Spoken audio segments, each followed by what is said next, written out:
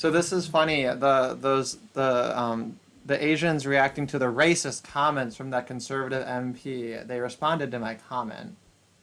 I don't know if you weren't here. You might not have heard, but this was like the first thing I talked about when I started this stream a few hours ago. Um, was the story in Canada about the guy Derek Sloan who criticized Theresa Tam in Canada and said that she's suggested that he asked the rhetorical question, "Are you serving the Chinese or the Canadian people?" Right? Um, and all this such. And these people were reacting like, "Oh my god, I can't believe he said that. That was so racist. What a bunch of dog whistles and blah blah blah." It's just this like obnoxious, effeminate bullshit. And my comment to them was that it was hypocritical for them to criticize him for suggesting that Tam has an Asian in-group preference when all four of them are clearly expressing an Asian in-group preference. Because, this is all on their shit where they're talking about Asian Heritage Month and all this anti-Asian racism, and we need to make sure that our voices are heard and blah, blah, blah. Like, they're totally racializing the whole thing. Um, and then I also noted that even that comparison is charitable because Sloane was clearly um, gesturing towards her relationship with the WHO, which in turn has a relationship with China, which is why he made the reference to China. Whereas their bias is just like strictly racial. But their response is really funny. They said, he didn't suggest she has an in-group preference. He accused the chief medical officer of Canada of treasonous motivations without offering any evidence to back up his claim. Public officials running for leadership should have a higher standard. Calling for someone to be fired is more than just a suggestion slash preference. Nani? And I don't know. I don't know. What do we even respond to that? I mean, it's literally a suggestion and a statement of preference. Um, is it more than that? I guess, sure. Um, Oh, Public what are they? officials running for Excellent. leadership should have a higher standard, but the chief medical officer shouldn't, right? Um, and then no evidence. Well, he clearly mentioned the WHO and their link to China, so that is evidence. You might reject it as not much evidence, but that's still evidence. I don't Well, know. just look at the fucking video of this female reporter asking about will the WHO consider membership of Taiwan? And it's just like, oh, I didn't hear that question. But ask me another question. I don't want to answer that question that I didn't hear. Yeah. All Oh, right. it's So so. so let me ruin the Final Fantasy VII remake for you. Actually, if you ask most people will simp for this ending because even the people like me or like you who we like Final Fantasy VII and therefore we want a remake of it, right?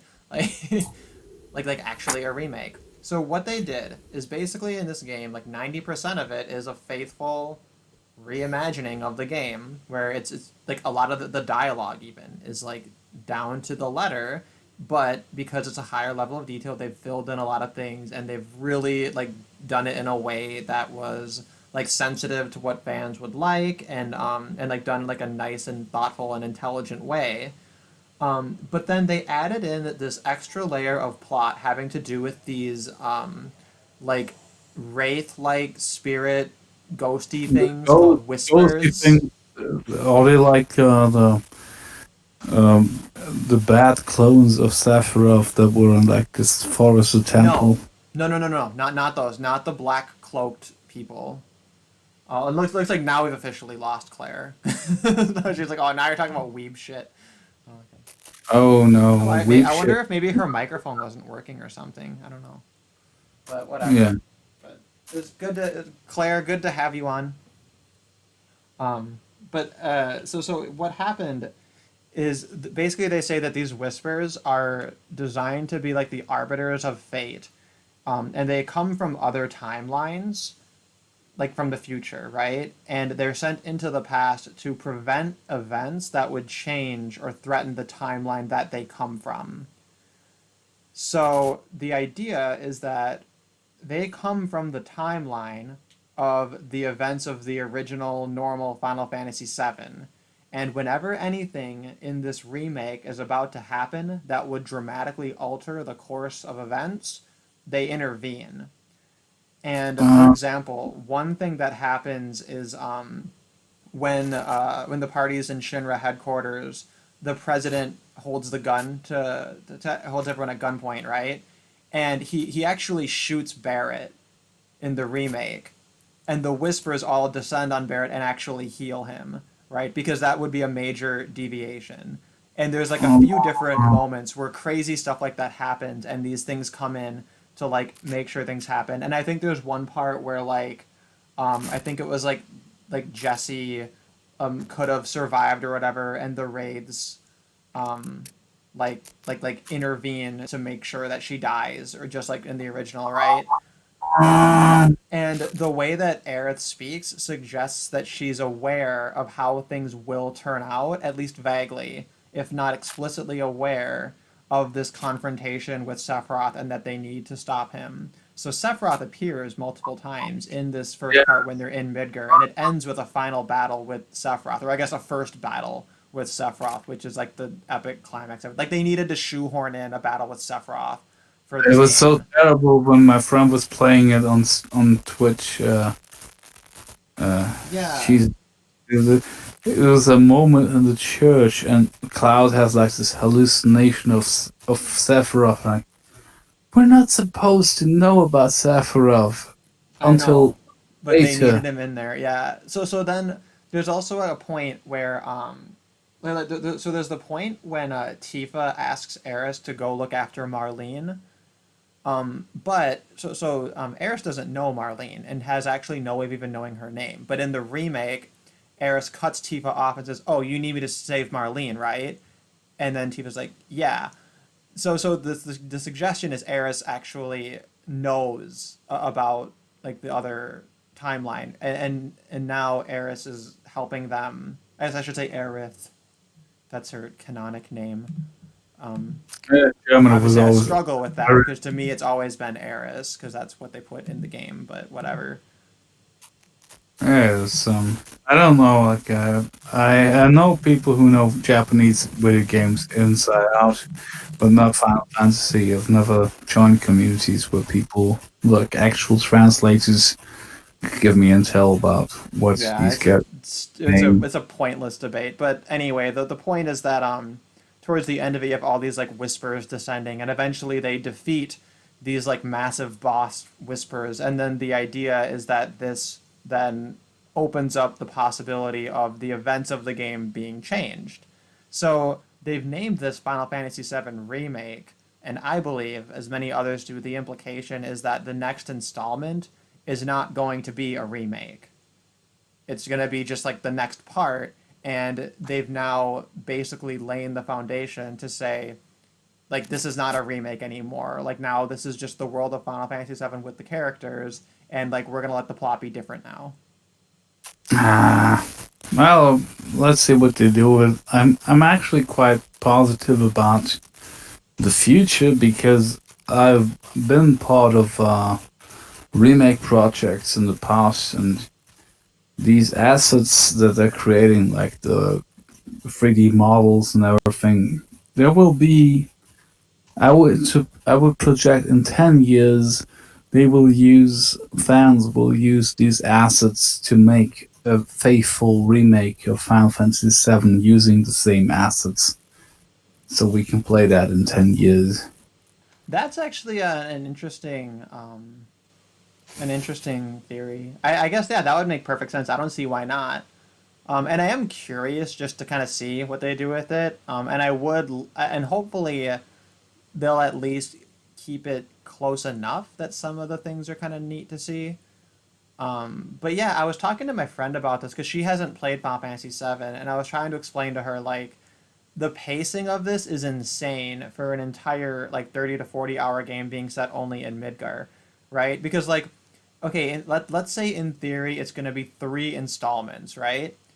How would you possibly pace that? You would have to go all the way from leaving Midgar through Kelm to the Chocobo Ranch, through that cave, so to Fort Condor, to Junin Harbor, to Costa del Sol, right, and then over to the desert prison, and then to whatever the next thing is, and eventually you go to the cave and like up to Eris dying, basically, right? Which isn't even all of disc one, right? Like, no, the majority of the plot happens on disc one, which is one misconception, right? Like disc three actually doesn't really have much We content. did, and this three is full of this like additional content, like Knights of the Round Table, or what they called, all of these special side quests. This three is more of the side quest and the final game.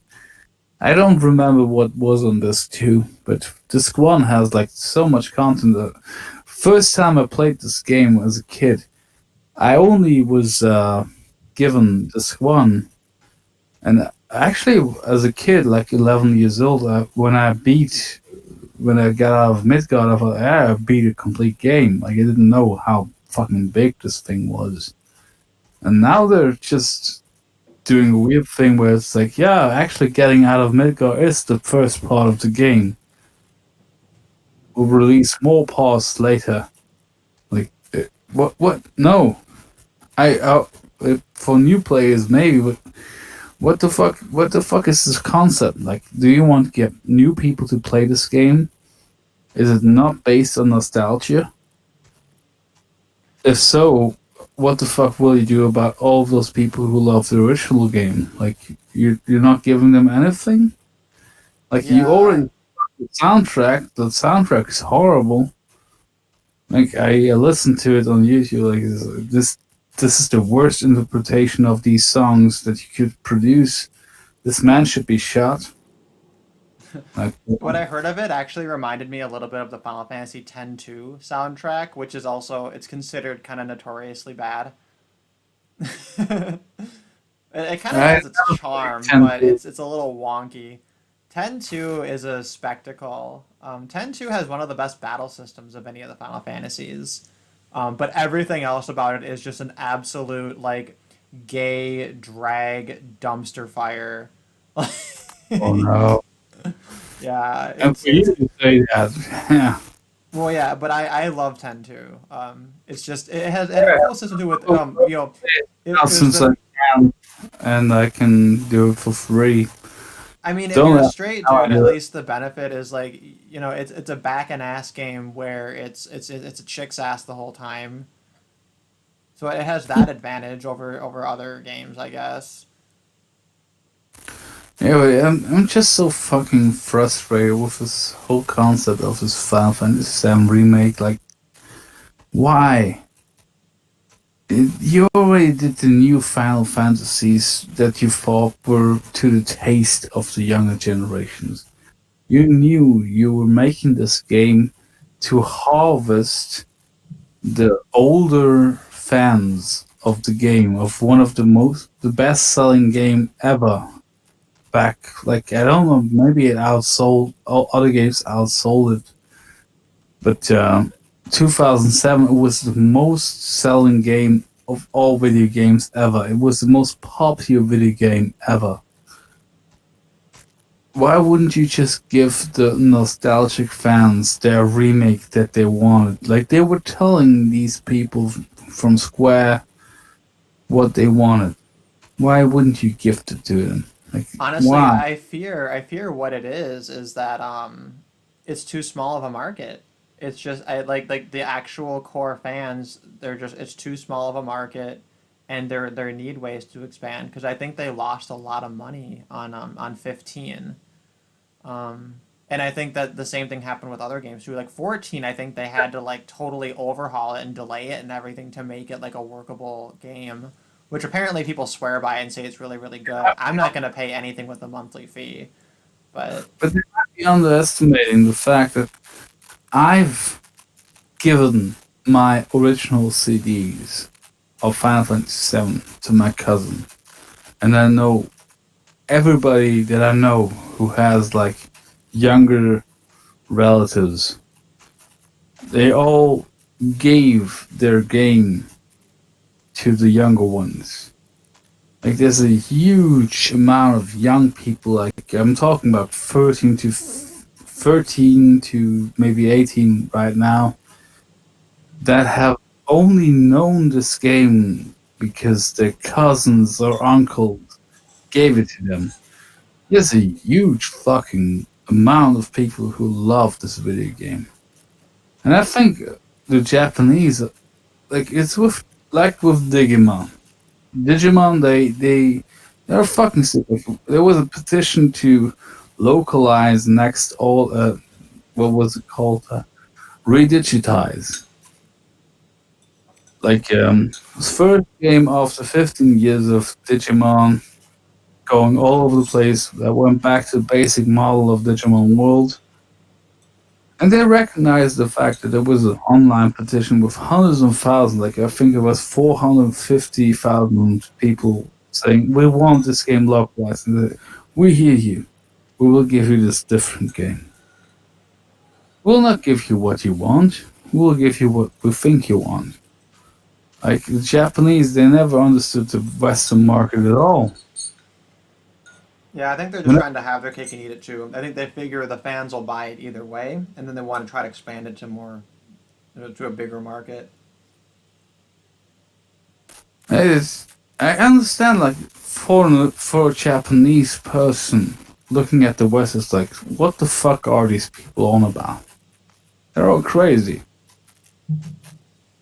So I kind of guess I understand that they don't understand us.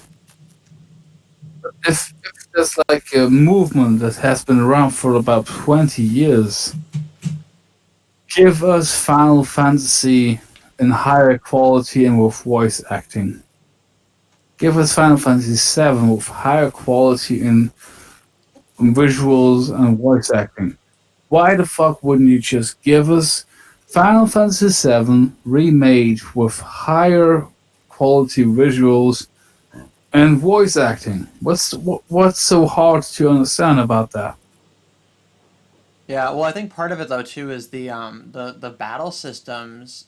They're popular to people who like the original games, but like for example, I was replaying Final Fantasy IX, and I'm like, yeah, no, there's definitely like no way you could ever like release a Final Fantasy game that has this battle system. Like, people who like Final Fantasy, like we don't mind it. Like we're fans of the franchise, obviously. But like to Like try to get like a right? new person to play that, they're just like, oh my god, this is like grinding and slow and terrible, and I hate this. And I'm sympathetic. Final Fantasy IX had just like it was a crawlingly, awfully slow ATB system. Seven was a little bit better, but not much. And eight was almost too fast. Crank Eight up was the value strange. to 100%. Yeah, Like I if actually think Final Fantasy 12 probably has the most underrated of all the battle systems. They had a system of gambits where you would set up priorities of actions and conditions for your characters to do, and then they basically just automatically do what you tell them to, but you could override their commands if something specific came up. So that way you'd kind of plan out what each character is supposed to do right beforehand, and then they would kind of automatically do those actions. But if you were an idiot and you like set it up stupidly, then like you could really screw yourself over. But that was kind of the fun of it, is you could set up something automatic that was a little bit more complex. it's funny because that's kind of like Dragon Quest or Dragon Warrior Monsters, as it was called in America. How the monster logic worked. You could Yeah, either it's exactly like that. It's exactly, you just build your own custom monster logic for your characters. I imagine the monster logic would be stuff like percent chances for various actions very often, whereas this one was more like you wouldn't obviously command your character to randomly do one thing 50% of the time, yeah. right? But It's, Dragon Warrior Monsters was really old school 90s. Like, they had character types. The only thing you were told about your monster was his character is more like flamboyant or this and that. And then if you let the monster choose for its own, it's based on its character, and you never get told what exactly that means, which is also kind of fun, actually. Like, just have some random factors that you don't understand. Yeah, you need discovery in a good game.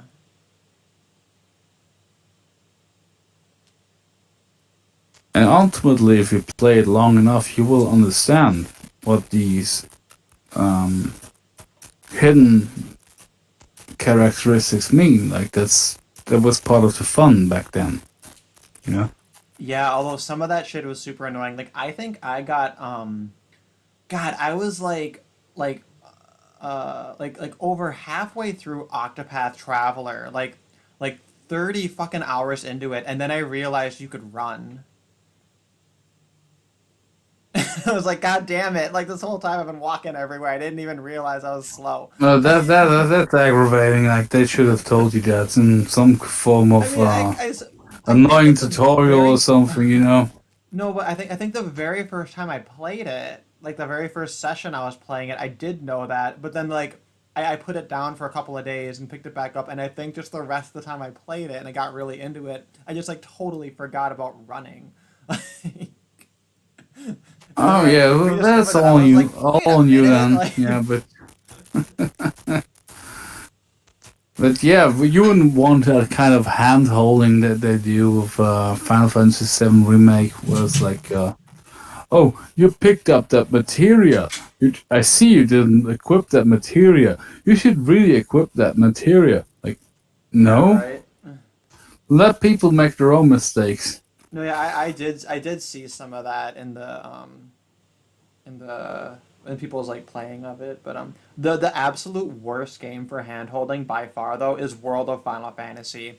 It is infuriating. They'll have these like long, stupid, like cartoonish cutscenes of all the characters acting dumb and making silly puns over like whatever tutorial thing, and it'll be like a 2 minute fucking little like cutesy little clip thing that they're doing, right? And then like right afterwards you'll have like a notification pop up that just explains it in like a small paragraph, and I'm just like, why? Like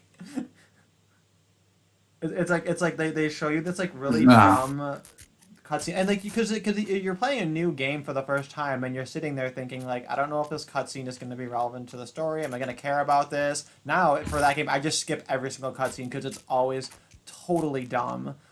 But it's like nah. that's an E-rated game. It's an E-rated like Kingdom Hearts, Final Fantasy style thing. So I get it. But anyway, Tetsuya Nomura should not be trusted with plots ever. He should just not ever write anything. I Yeah, just it's a shame. He was useful in his day, but the way these people rise in the ranks of Square, it's like if you're talented at a certain thing, you should probably stick to that thing, not be promoted to like a producer or whatever they call it in video games. no, they should do a Final Fantasy where they give the complete 100% creative control to Yoshitaka Amano for all things visual, all things world building, and even make him write the plot. Get him to write the plot too. He'll be like, I don't write stories. That's not my thing. We'll be like, no, you're gonna do it because you're gonna build the world. So you're gonna make the plot. He'll be like, do I have to? And like, yes, you have to. We're gonna throw Yes, money at you. You fucking you do are it. the most qualified person still Yeah, actually and on the just payroll. we'll Yeah, if lend you don't like Nobuo it, it's Uematsu too to bad assist for on. you. Yeah, exactly. And just that's what they should do. Just make those two the sole creative forces in it. And don't allow them to outsource it either. If you catch them taking ideas from other people, those ideas are banned. They have to produce it 100% Yeah, themselves. It'll it's be just the like perfect game. they did this whole fucking capitalism went bad thing, even with Nobuo Uematsu, who made the soundtrack for 7, 8, and 9, and partially 10. Like Yeah. this dude was really ripping out his guts to make great soundtracks, and all he asked for them to do was give him a little pay raise. You know, just give him like after delivering such great work, if just wanted a little more money, like reasonable amounts, and said no. So he said, "Okay, I'm gonna make my own company that will sell soundtracks," and they stopped buying from him because he wanted more money, and Yeah, they it's started needless to hiring say. everyone and their uncle instead. Like, Jesus fucking Christ, just give this man the money he's worth. Why? Why would you not want to pay this guy more? His soundtracks made these games effing real. Like, it's just, Jesus fucking Christ. Like, why wouldn't you just cut out? Like, you had $100 million budget for Final Fantasy VII in 1996 when it was, and he actually decided to make it cheaper on the sound department. You have to applaud someone like that. You have to give him more money in the next project. But they were like, yeah, actually, you could do it at this rate. We're gonna keep you paying this rate. Jesus fucking Christ. Why not? Why not give this man more money? He wasn't asking for the moon. He was just asking for fair pay. Mm. Yeah, well, but I think they have had a problem though trying to be profitable. Like they got really lucky with Final Fantasy VII, and I think that they've kind of had nothing but problems since then. Is my understanding in general. So Oh well, after 10, they kind of hit the slump. yeah, They, but yeah, I they've tried all blame kinds of them. things. They've tried all kinds of different things, radically altering the course of the whole franchise. But turning it into Star Wars and Final Fantasy 12 didn't quite work, and turning it Yeah. into a game that plays itself didn't quite work for 13. And And with yeah, most recent titles, it seems like they're very interchangeable with other games. Like they yeah, try to do 15 what is other games did that worked, but do you use your own character and scent?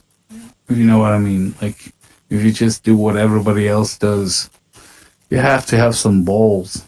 it'd be kind of cool if they made a game like totally retro style, like a new Final Fantasy VI in that style a little bit. Maybe clean it up a tiny bit, but not much more. Like that same kind of format. Like the Pokemon games are very popular. People still play those, you know? Yeah, And like but that's something they it's could churn really out. That wouldn't be hard, I don't think. Just all it would need is good writing, and then just a little bit of novelty in the way that the battle system works. And I think that that'd be very mhm. cheap to produce, and I think people would like it. Yeah, you can go really simplistic these days. Yeah. Retro games have pseudo retro games have been selling pretty well. Like maybe they should just realize we had something great in the past. Let's just go back to that formula. Like they always assume that because time moves on, the formula that worked best will not work anymore. Like it's not they don't understand that the fact that this formula worked back in the days is because it's universal. It's um it's something that appeals to certain people, and it will always appeal to these people. Don't the younger people? They are still people. There's Yeah, still right. gonna be They like a could, yeah, percentage in theory, they could just who kind of brush them up for the next generation, and but maybe we're underestimating how much people value like graphics. They want their games to look really I have nice. nothing but anecdotal evidence about that, which Yeah. appears to go in the opposite direction. Every younger person that I've introduced to low polygon, low pixel old games, they seem to be really enjoying playing the old games. Like they were my cousin, who's turned 16 this year. He when I introduced him to like fucking NES, like a Nintendo Entertainment System, Famicom games, he was livid over all of the difficulty. Like he loved it. Like, oh, this is actually a struggle, but it makes me feel good if I beat the level. Like, I don't think that's a thing that goes away. It's a No, human people want their nature kind games of easy thing. now, though. People don't like difficult games. In fact, now a difficult game is even ableist, right? So it's now it's gonna get to the point where maybe there'll be like legal consequences for making your game too hard. Actually, you know what? Final Fantasy XI did run into an issue kind of similar to that. They had like some secret boss that was like so like intensely ludicrously difficult to beat that like people were actually concerned from like a health and wellness standpoint. And the craziest thing about it is like those claims are not even that bullshit. Like it was actually insane how like ludicrously difficult they made that boss. Oh, well, maybe So don't overdo it on that kind of yeah, spectrum. You know, like right. that's it doesn't speak against the whole concept. Like Final Fantasy 7, 8, and 9, they really neatly tied into a story with a leveling system that made some sense and actually really cool enemies. Like I think there's another thing that's kind of getting lost right now when I watch my friend playing Final Fantasy 14 and 15 on Twitch. It's like these enemies are not interesting. The animation is great, is super. Like kudos to whoever made those 3D models and the animations, but the enemies are bland. It's not interesting to fight this guy. Like how did they make this Tom Buddy thing so intimidating? It's like just little dude, little like reptile dude in a monk's robe with a knife and a little lantern. But that fucking bastard was super intimidating once he killed your whole party. Oh yeah, Like, no, Tonberry is one of my favorites because it's very cute, but also it had a horror to it. Like when you, especially when you first run into it, just because of the way they designed it. Cactuar has a similar mechanic too, right? That you know that it has these like crazy attacks they can unleash, even though in practice they're like very cute. But in terms of like the main villains, I think the only real good ones have been Kefka and Sephiroth. All the other oh, villains throughout Final Fantasy were never very interesting, except Final Fantasy VIII almost had an interesting villain when it was Adia, but then they just made the plot pointlessly convoluted, they fucked and up on that ruined one. it. They Like, fucked it up. Well, she in was nine, originally going to be in Final Fantasy what was the VII. actual villain in 9 again? In 9, the villain was Kuja, To the end? who was like a femboy, basically. Well, the very last boss is oh, what's it even named? Starts with an N. Necron. And Necron just appears randomly at the very end of the game with absolutely no foreshadowing whatsoever. And they fucked up the story on that one big time because Yeah, it's always like, 9 they it's fucked gonna it be up on this Kuja, it's gonna 4. be Kuja, it's gonna be Kuja. Oh, actually, it's not. Like, Well, and it is okay. Kuja right before then. So if they ever were to redo 9, they could probably just cut out Necron. Originally, I think they were going to make the last boss Death, but then I think they had concerns that Christians wouldn't like that. So they made it up to be Well, it would something have been, different. like, it could have been nice if it was more established. Like, you learn about the lore of 9 so late on, like, disc 4. It's Well, and most it's of the stupid revelations. too. It's really dumb. It's really dumb and unnecessary because they had a really interesting political plot, which is actually very similar to Final Fantasy VI. Like Kuja's a lot like Kefka in that way, which could have been fine.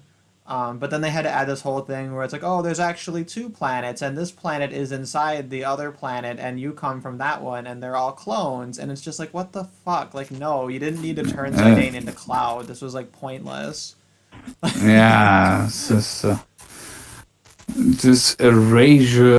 Like, they did that for 4 installments 7, 8, 9, and 10, where the main character is lacking essential information about his own personality and backstory, which Yeah, is a eight. cool thing, but you can't do it over and over and over again, you know? That's why I'd say by far the best story of any Final Fantasy was definitely six, because it didn't need to layer on too much, and each character had a little bit of their own flavor, um, and yeah, they it, they did a good job with that one. Because like it went Yeah, I should wide but really not just deep, and replay it that doesn't feel. because Oh, you have to. It's so good.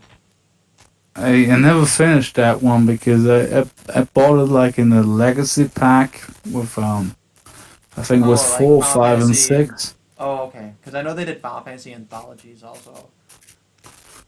I think I have it right behind my back, but it never like back in the day when I bought it. I played it little bit, but it was just like too cringy with the cutscenes. I thought six was done really well. It's a little bit cartoony, but I think that the little sprites they portrayed just enough emotion, and it's not terribly schmaltzy. So I think overall they I did a think really good I job with should that. play as on the original console setup, like without like this added shit that they did for the PlayStation release. So just to have I don't have a problem with a very low polygon or pixel ratio thing game, but I think this yeah I think that Final Fantasy VI in general looks better than like Final Fantasy VII. Like I think that seven like it was in an awkward place with the way its sprites look and everything. And I think eight like looks so much better, and then nine looks even more so much better. But like actually seven was in it the most was hardcore uncanny valley. it was really impressive what they did with the PlayStation hardware between 7 and 9. Like they had the same thing to work with. Like it's similar to like how Super Mario 64 developed into Majora's Mask. You know, like they figured out how they could get the best out of a terrible system. Yeah. Man, Majora's Mask was still one of the few Zeldas I never played. And I know a lot of people like swear by it. It's almost like the Final Fantasy VIII of the Zelda franchise, where Yeah, like it's it's like that's like it's like not the best one, but like the most underrated, and then it has like this cult of like intensely diehard people who love it.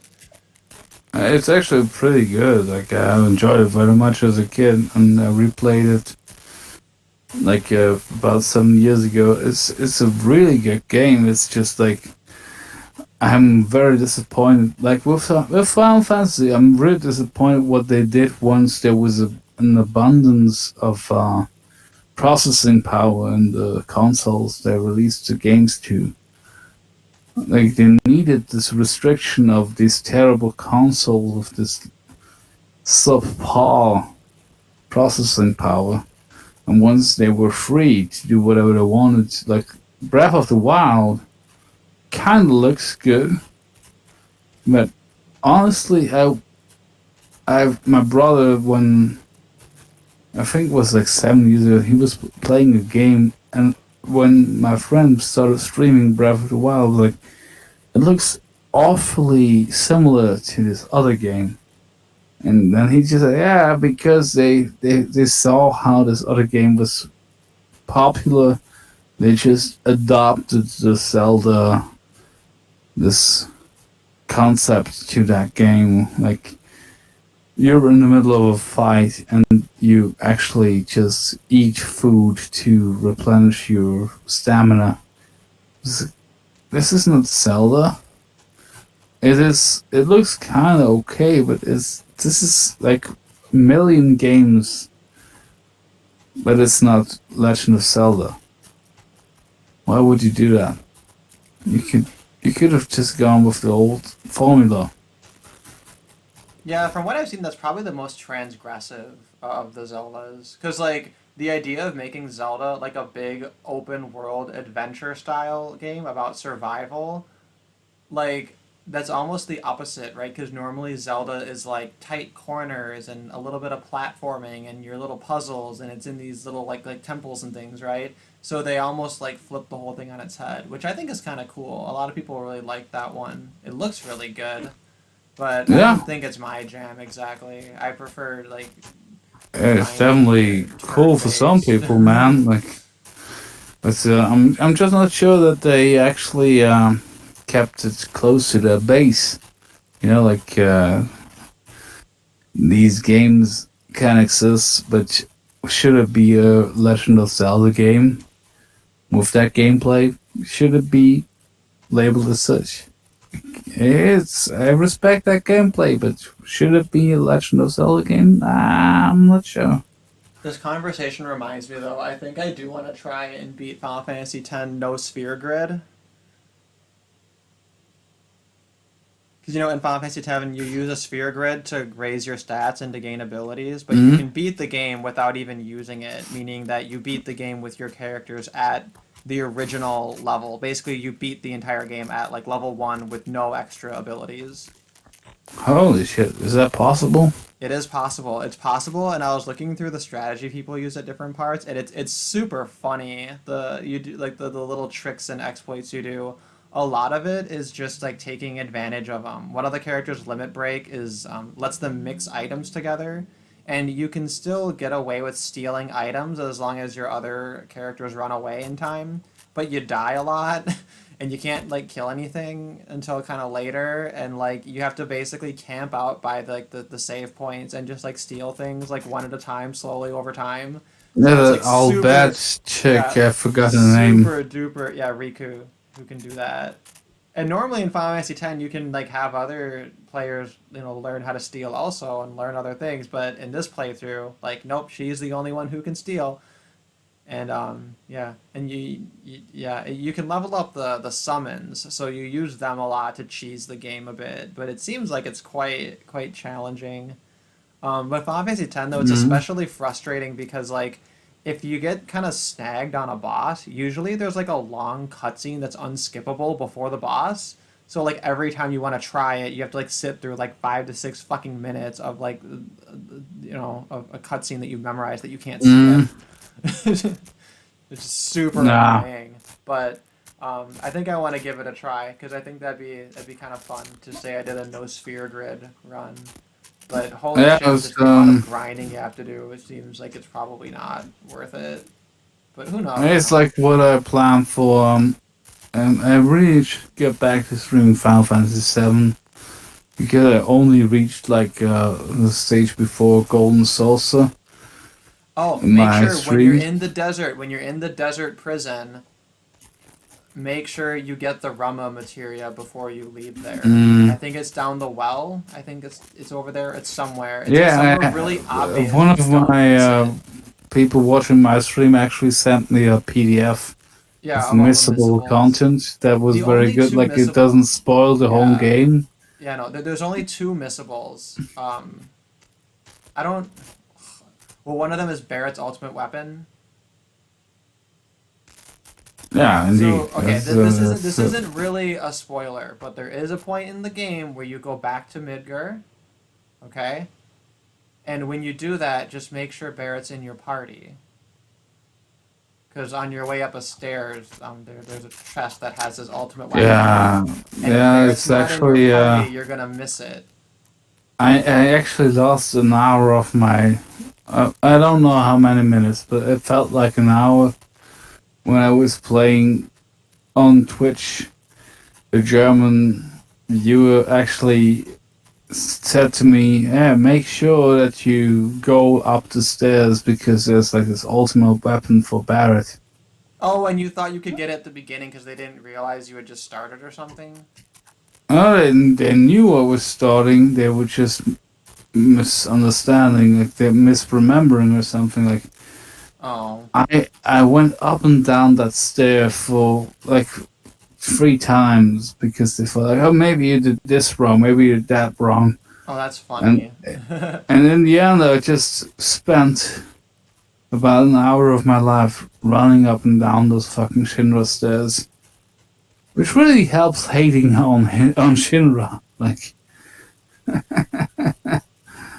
Oh, and that it was the thing was too. You know what I did on my last playthrough is I went all the way to the top of the stairs to get the elixir, and then I went all the way back down to see if I could still go through the front door and fight all the enemies. And you can. So you can do both. You can do both. If you really want to go all the way up and then all the way down the stairs, you can do both. you can do both. You can do both. You Those are absolute the, I just mad wanted to see like if you. but I know that's sometimes that's how you play games, but yeah, but I would say the Yeah, only two real that's how we difficult. used to play Oh, games. and then the other thing too is getting Eris's ultimate limit break before you lose her. If you care, like even if you end up getting it, you're gonna maybe have like one chance to ever use it, so it's like fucking pointless. But Well, as a child, I did use Exploder, like the old cheat engine that you can actually buy. It's funny, like you can buy the Bleam and Exploder.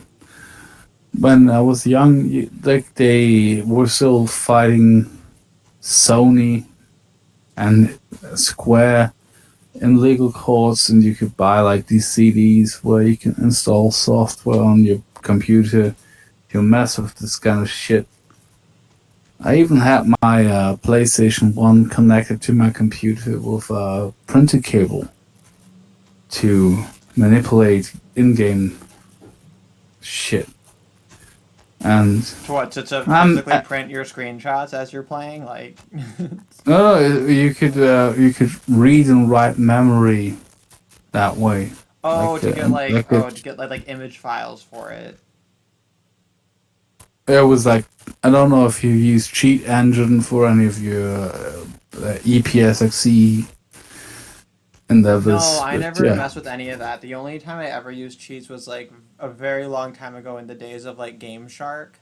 We had one, and then like for a couple of games it would like work. They'd have like if Yeah, they had well, like a back in the debug mode day, or whatever. But I I had all very the very seldom equipment. did any of that. I bought all the equipment for actually messing with PlayStation games, where you could insert like how much HP your character had and whatever like that. Huh. Really forced me into computer science, sadly. They give you some stuff like that built in with some of the Steam versions. Like in Final Fantasy VIII, there's one that lets you like automatically stock all your magics to 100 just to save you from having to sit there and draw all the time. I actually kind of want to. I was doing a Final Fantasy VIII playthrough to go for like the no level, but I ended up like fucking it up, and then I decided like I want to just keep playing. So I think I have a save at some point in the game where I haven't leveled, but I kind of just want to start fresh for funsies. It's that was very bad design, the drawing system. No, it's I actually not never so minded it. bad. Like I could always just like turn off my brain while I was drawing all the magic from those It doesn't take that enemies. long to draw 100 magics. It take maybe a couple of minutes. It seems, but like it's not so bad mechanically too because you have to like survive in the battle during all that time too, right? So it's not totally Yeah, pointless. And you can set it to a very actually, high speed. Use a turbo controller, put it on memory, you know? It's not so bad. yeah. It's the only thing I probably would want to look up before I do it again was like, is there logic to who can draw more, A little like with the bit. I think it's characters? a complex formula, and I think it has to do with your magic. And I think maybe spirit, but I don't know if spirit is related to it. I would just like to know it before I go through all of this again. Like I will find it in the internet. Like Yeah, they that's don't. I don't think probably they don't common explain it knowledge. in game. It's not explained in game. Also, did you know in Final Fantasy VII, I think magic defense does nothing. Yep, that's a bug. It's Yeah, completely broken. fuck that up. It's That's not really applied fucking in battle logic at all. weird. It is very common in like these older video games that like I've only seen it in depth with Digimon World, where a friend of mine kind of decompiled most of the game logic, that you can actually look at the code that they wrote and see where they made a mistake.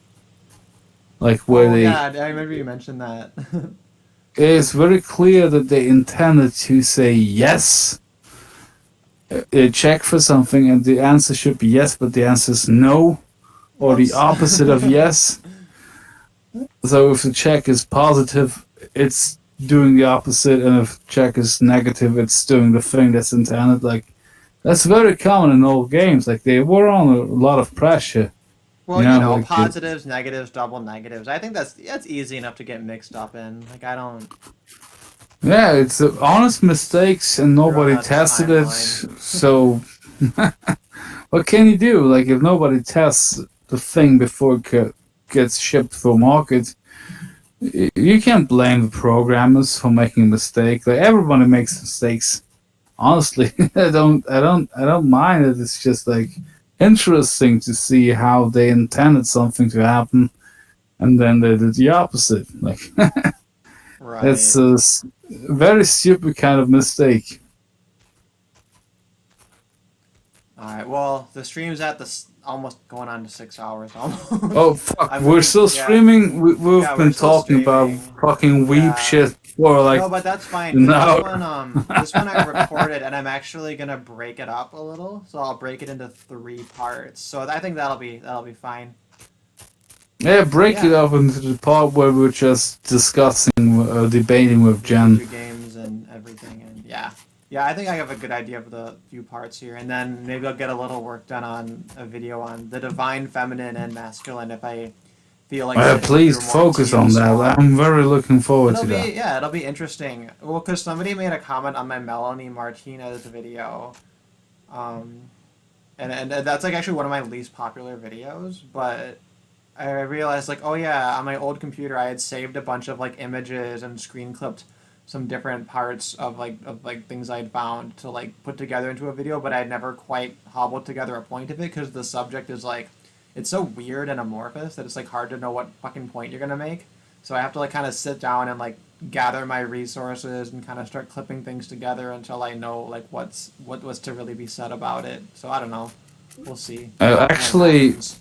you get more user interaction on YouTube than the state-funded YouTube channel by the Swiss media. Hey, that's a benchmark. Like, of course And they're like gonna two or fail because three. they're just created out of nothing. But you're still better than someone who actually studied journalism and got a job at making a YouTube channel without any expertise. Like, you're better than those people, even though they're supposedly uh, educated. You know. Yeah, well, So take that. yeah, That's a absolutely. compliment to you. You know, it's been You're nothing better but than up shit. from zero. So there we go. Only 3 subscribers away from 500. So close. Yeah, well, We'll yeah. see what happens. I wish for the day where you have like a couple of thousand, so I can just say, hey, this guy, he didn't even try. Like, he even let me onto his streams, and he is 100 times bigger than this team of 7 people that you pay 100% of the time. You should reevaluate where you put my money. Give me back my money. I'm gonna kill you if you don't give me back my money. Okay, that went dark fast, but you know what I mean. Yeah, well, and it's been a time sink, but it's fun. It's a fun little hobby. So we'll see what comes of it.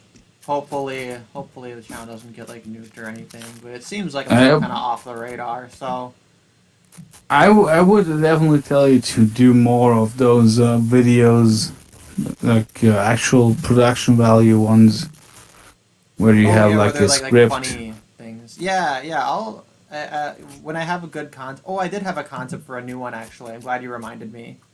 So I guess that's another one I'll try to work out. Maybe I'll try to get both those done this week. Those are just like you're very talented, man. Like when I first started talking on your Discord and around here, like I didn't realize how talented you were. I just wanted to say to you, up front like that. Circumcision debate, as sad as the fact, so it made me laugh, and I've been in contact with for over 8 months. So Well, yeah, hey, you know what? that's Actually, there was a video that I saw that inspired that one, and it was a very funny parody of like an award ceremony. And the video, it was like several years old, so I was surprised I had never seen it. It was, what was it? The something awards. Um, oh, what was it? I forgot what they called it, but it was a really funny video. Um, well, I'll see if I'll. It's on my back burner. Oh, here it is. I found it. The Circumfetish Magazine Awards for World AIDS Day. Yeah, 9 years ago, and this video only has I guess 6,500 or 1,000 views, but the channel only has 179 subs. It's a very small channel here, but I'll post this link in the chat for anyone who hasn't seen it. But I saw this video and that was what inspired that one because I thought, oh, like this is actually like a great way to kind of parody it and like a more, kind of a way to approach it that's not necessarily always like angry or anything like that. Because it does deserve some mockery and ridicule. So and there's a yeah. lot of talent involved with seeing content to reference. It takes one to know one when it The comes to next one, talent. the next one I'm working on is a parody of anti-racists and racists, and I'm gonna make it about like a restaurant that wants to discriminate racially, and then they're gonna be like the oppressed racists, and all the anti-racists are gonna be like Klans people trying to like lynch them.